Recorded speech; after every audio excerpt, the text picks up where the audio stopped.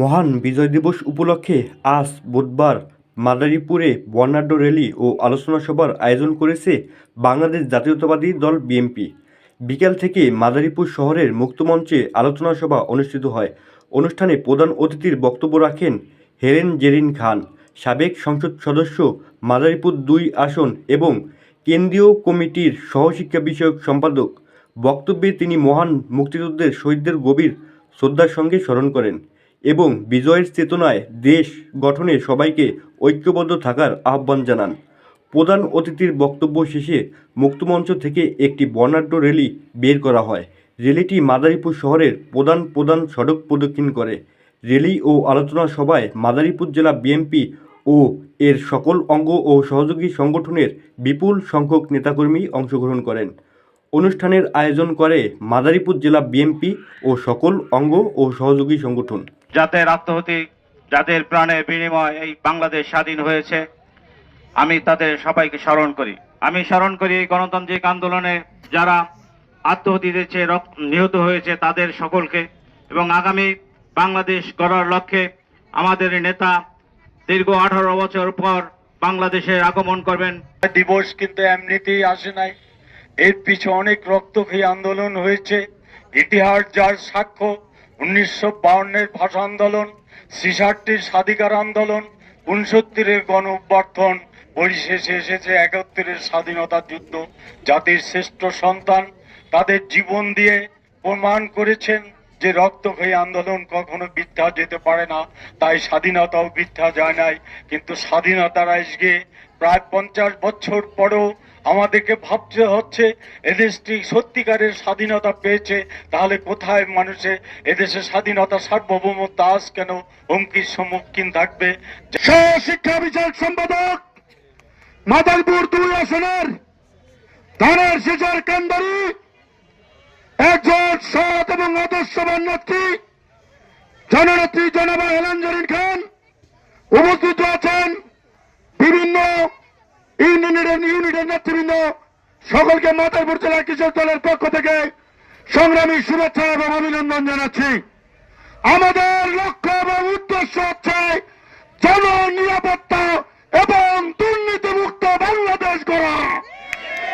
ইনশাআল্লাহ তারেক রহমানের নেতৃত্বে এবং হেলেন জেরিন খানের নেতৃত্বে আমরা মাদারীপুর ২ আসনকে একটি দুর্নীতিমুক্ত মাদারীপুর ২ আসন গড়ে তুলব, এই প্রত্যাশা রেখে বিদায় নিচ্ছি। খোদা হাফেজ, বাংলাদেশ জিন্দাবাদ। আজকের এই বিজয় দিবস উপলক্ষে আমরা যে বিজয় র্যালি করতে যাচ্ছি, সেখানে উপস্থিত আছেন প্রিয় নেতৃবৃন্দ, উপস্থিত আমার প্রাণ প্রিয় ভাই ও বোনেরা। ইতিমধ্যে আপনারা জানেন এবারের বিজয় দিবস অর্থাৎ মহাবিজয়ে পরিণত হচ্ছে আমাদের কাছে, জাতীয়তাবাদী দলের কাছে হচ্ছে এবারের বিজয় অর্থাৎ মহাবিজয়। কারণ দীর্ঘ 18 বছর পর বাংলাদেশের নন্দিত নেতা, বাংলাদেশের মাটি মানুষের নেতা, বাংলাদেশের স্বাধীনতা সার্বভৌমত্ব রক্ষা করবার একমাত্র নেতা, জাতীয়তাবাদী দলের অ্যাক্টিং চেয়ারম্যান জনাব তারেক রহমান আগামী 25 তারিখে বাংলাদেশে ফিরবেন। গোটা বাংলাদেশ আজকে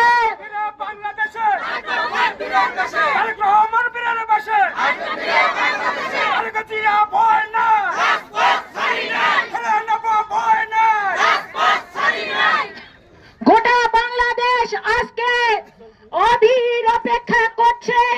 প্রতিটা দিন, প্রতিটা মুহূর্ত, প্রতিটা সময় তারা গুনছে আর কাউন্টডাউন করছে, অর্থাৎ কখন সেই 25 তারিখ আসবে, কখন প্রিয় নেতাকে রিসিভ করবে। সেই কারণে এই জন্য আমরা ভীষণভাবে গর্বিত।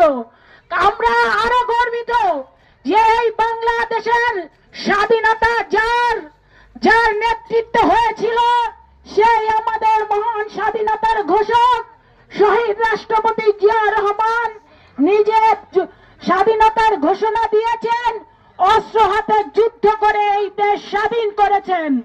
আর আমাদের প্রাণপ্রিয় নেত্রী দেশনেত্রী বেগম খালেদা জিয়ার জন্য আজকের দিনে পরম করুণাময় আল্লাহ পাকের কাছে প্রার্থনা করি আমাদের প্রিয় নেত্রী যেন আগামী 25 তারিখের মধ্যে সম্পূর্ণ সুস্থ হয়ে উঠেন।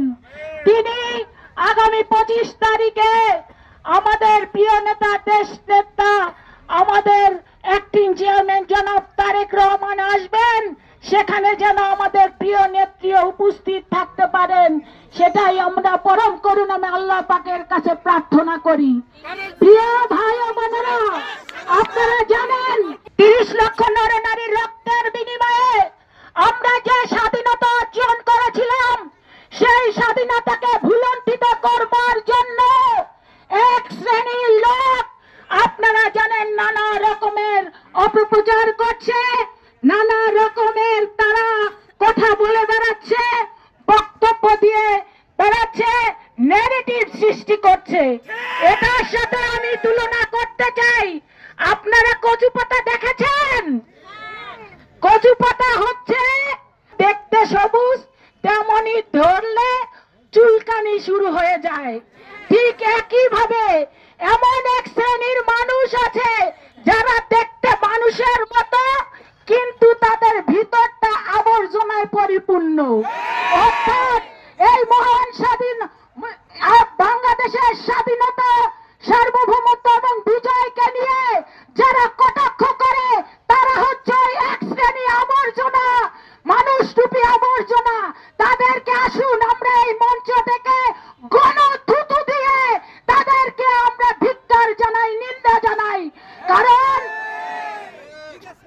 কারণ 30 লক্ষ নরনারীর রক্তের বিনিময়ে আমরা স্বাধীনতা অর্জন করেছি এবং আমাদের এই স্বাধীনতার নেতৃত্ব দিয়েছেন শহীদ রাষ্ট্রপতি জিয়াউর রহমান। কাজেই এটা রক্ষা করার দায়িত্ব হচ্ছে আমাদের। সেই কারণে আমরা বলতে চাই আমরা ভীষণ ভাবে আনন্দিত। এই যে আজকের যে 16 তারিখে গতকালকে যে 16ই ডিসেম্বর হয়ে গেল, এর একমাত্র কৃতিত্ব হচ্ছে জাতীয়তাবাদী দলের। সেটা নিয়ে আমরা যেমন গর্ববোধ করি, ঠিক একইভাবে আমরা গর্ববোধ করছি আমাদের প্রিয় নেতা আমাদের মাঝে ফিরে আসবেন, প্রতীক্ষার হবে অবসান। আমরা জানি আমাদের প্রিয় নেতা যখন বাংলাদেশে এসে উপস্থিত হবে, সেই অপেক্ষায় অপেক্ষমান হচ্ছে গোটা বাংলাদেশ। সেই প্রত্যাশা জানিয়ে আগামী 25 তারিখে সকলকে ঢাকার চলো চলো ঢাকা চলো সেই আহ্বান জানিয়ে আমি আমার বক্তব্য এখানেই শেষ করছি। খোদা হাফেজ। বাংলাদেশ জিন্দাবাদ, জাতীয়তাবাদী দল জিন্দাবাদ, দেশ নেত্রী বেগম খালেদা জিয়া জিন্দাবাদ, আমাদের অ্যাক্টিং চেয়ারম্যান জনাব তারেক রহমান জিন্দাবাদ, শহীদ রাষ্ট্রপতি জিয়াউর রহমান অমর হোক।